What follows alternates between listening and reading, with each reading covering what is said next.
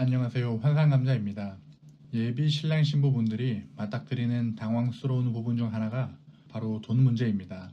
이때껏 한 번도 내 돈을 남들과 공유한 적이 없고 내가 번 돈 내가 마음껏 쓰다 갑자기 통장을 합쳐야 한다거나 용돈이 생각보다 작다는 등의 이야기가 오고 가면 굉장히 당황스럽습니다.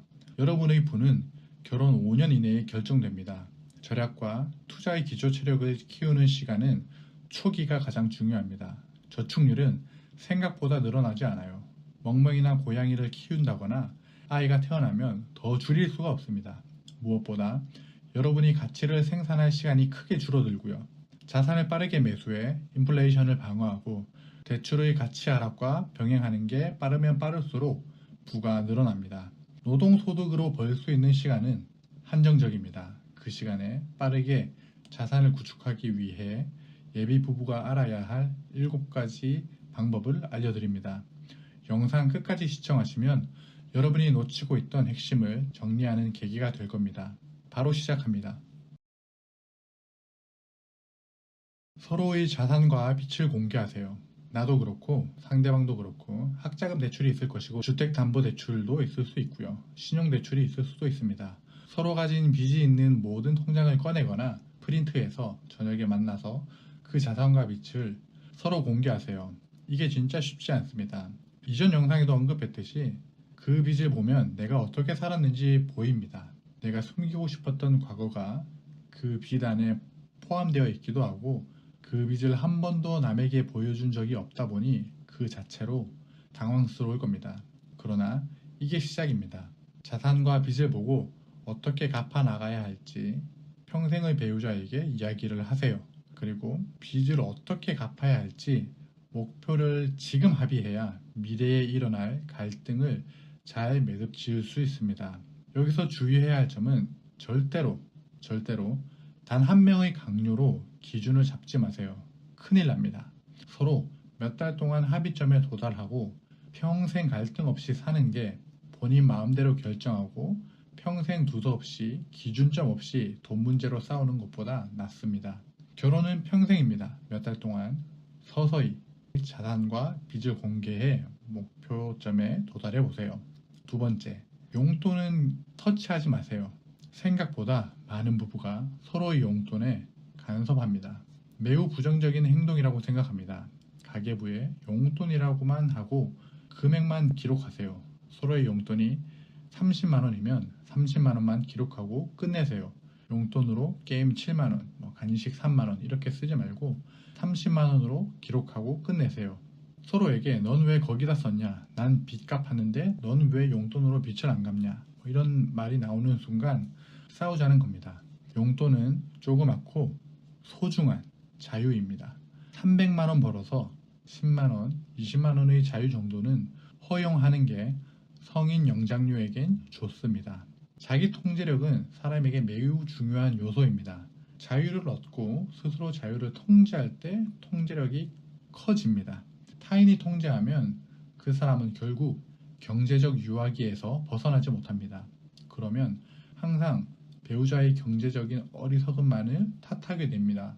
그런 상황을 바라진 않잖아요. 또한 아무리 부부라도 소비에서 오는 만족감이 다른 경우가 많습니다. 남편은 신발을 살 때 행복한 반면 아내는 맛있는 음식을 먹을 때 행복해하는 만족감이 더 클 수 있습니다. 이럴 때면은 용돈을 터치하진 않되 서로의 다른 소비 만족감을 파악해 보세요. 세 번째, 수익의 10%를 저축하세요. 그리고 저축률이 50%가 될 때까지 계속 늘려가세요. 월급 인상분 만큼 계속 저축 금액을 늘리세요. 단 월급이 인상된 만큼 소비가 늘면 안 됩니다. 그런 분들이 많아서 다시 한번 강조합니다. 월급이 인상된 만큼 소비가 느는 대신 저축 금액을 늘리세요. 용돈 10만원 받던 거 월급이 인상되어도 그대로 용돈 10만원 받으라는 이야기입니다. 제가 썼던 매우 효율적인 방법을 알려드립니다. 저는 한 달 일하고 받은 돈이 300만원이 아니라 10만원이라고 생각했습니다. 한 달 동안 열심히 일하고 받은 돈이 10만원이다. 내 월급은 10만원이다. 이렇게 생각하면 아주 좋습니다. 사람은 적응의 동물이라 그렇게 생각하고 그렇게 행동을 하면은 점차 그 사이즈에 맞게 본인의 소비 습관이 줄여져 갑니다. 그리고 나머지 290만 원은 차곡차곡 생활비 그리고 저축, 투자에 자동 이체를 시키는 거죠. 부자가 되는 것은 여러 가지의 길이 있지만 가장 중요한 기초는 나의 마인드셋을 소비에서 저축으로 바꾸는 것입니다. 그 저축이 기초가 되어야 부자라는 기초 기반을 닦을 수 있는 것입니다. 네 번째, 가계부를 쓰세요. 누군가는 여러분의 가정의 선장이 되어야 합니다. 경제적 지식이 많은 사람이 선장이 되어야 하고요. 많은 사람들이 이렇게 얘기합니다. 당연히 여자가 돈 관리해야지. 또 누군가는 이렇게 얘기하죠. 내가 돈 많이 버니까 내가 돈 관리해야지. 이런 이상한 말 주워 듣고 실천하지 마시고 논리적으로 생각하세요. 여러분의 미래가 달려 있습니다. 꼭 서로 마주 앉아 두 가지를 이야기해 보세요. 첫 번째, 경제적 지식의 수준. 두 번째, 만족의 지연을 이야기해 보세요. 그 두 가지가 높은 사람이 가정의 선장이 되어야 합니다. 부부 둘 다 부족하다면 둘 다 공부를 해야 하고요. 포기하면 여러분의 미래는 부와 점점 멀어지게 될 것입니다. 둘 중에 한 명은 성급하게 결정을 내리고 성급하게 소비하시는 분들이 있을 겁니다. 그때는 그 반대쪽 사람이 경제력을 가져야 하는 게 당연하고요. 그때 뺏는 듯이 이야기를 하면 안 됩니다. 서로가 합의를 하고 그 합의점을 통해 우리의 부부의 미래는 굉장히 중요하고 우리 두 명 중 너가 만족의 지원을 더 잘하기 때문에 혹은 경제적 지식의 수준이 높기 때문에 우리의 경제력을 가졌으면 좋겠어. 이런 식으로 이야기를 해야 되죠. 그걸 하기 위해서 가계부를 쓰세요. 가계부를 평생 쓰라는 이야기는 아닙니다. 우리 부부도 현재는 큰 맥락만 쓰고 있습니다. 그러나 시작할 때는 가정의 돈이 어디서 나오고 어디로 흘러가는지 맥을 알아야 합니다. 그래야 줄여야 할 구멍이 확인됩니다. 이런 식으로 플로우 맵을 작성해 보시는 것도 좋습니다. 전체 수입, 전체 지출들을 하나씩 플로우 맵으로 작성해 보면은 진짜 우리 집에 현금 흐름이 보이기 시작합니다. 그러면 어디를 줄여야 될지 확연히 보이고요.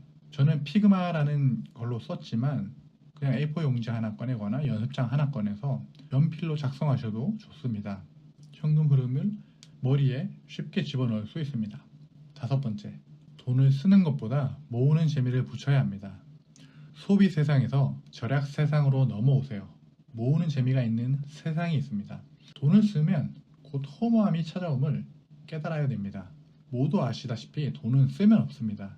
그리고 10초가 지나면 구매의 기쁨은 없어집니다. 10초 뒤에는 돈이 없음에 대한 불안과 불행이 찾아옵니다. 돈을 모으는 기쁨을 누려보세요. 기본적으로 본인이 우연히 쌓았던 것보다 더 높은 수준의 돈을 모아야 느낄 수 있는 기쁨이 있습니다. 예를 들어 200만 원 버는 사람이 우연히 400만 원 모았다고 기뻐하지 않습니다. 대략 5배 정도를 모아야 다른 기분을 느낄 수 있습니다. 200만 원을 번다면 1000만 원 정도를 모으면 완전히 다른 기분을 느낄 수 있는 거죠. 그러면서 모은 돈으로 어디에 투자할지를 공부하면 금상첨화입니다. 여섯 번째, 실천은 쉽지 않습니다. 많은 사람들이 도전합니다. 그런데 완전히 힘든 게 저축입니다. 이 작은 것이 주는 위대함을 콧방귀로 무시하는 사람이 널리고 널렸습니다. 그래서 거지도 널렸습니다. 이 개념을 모르면 재테크를 시작조차 못하는 사람입니다. 저축은 타고난 재능이 아닙니다. 저축을 재능이라고 부르는 사람은 아무도 없습니다. 다른 한편으로는 많은 사람들이 부자를 보며 이야기합니다. 난 저 부자와 같은 재능이 없어. 재능이 없어도 경제적 자유를 만들어주는 기초가 되는 게 저축입니다. 공부를 잘하지 않아도 경제적 자유는 도달할 수 있습니다. 저축부터 시작입니다. 일곱 번째, 여기까지 해낸 커플은 매운맛 저축을 시도할 수 있습니다. 착각하면 안 됩니다. 저축은 시작입니다. 저축부터 시작하고 진화해 나가야 합니다. 10% 저축으로 1년 동안 지속하면 어떤 긍정적 변화가 생기는 줄 아세요? 돈은 크게 늘어나지 못합니다. 하지만 저축할 힘이 생깁니다. 많은 사람들이 학교에서 엉덩이로 공부하는 힘을 기르죠.